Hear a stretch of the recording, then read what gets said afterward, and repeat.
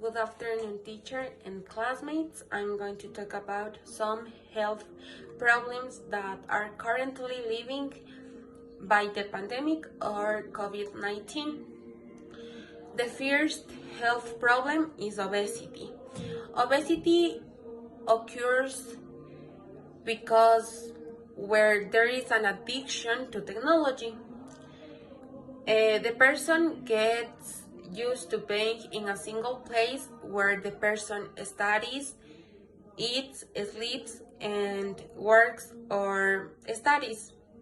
For this reason, the eating is disorganized and this is causing obesity. The second health problem is depression.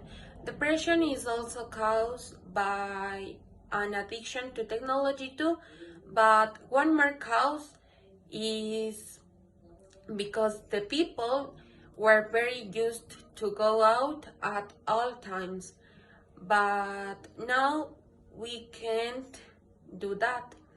For we can go out now, we have to use mask and have alcohol for put in our hands when we touch whatever object.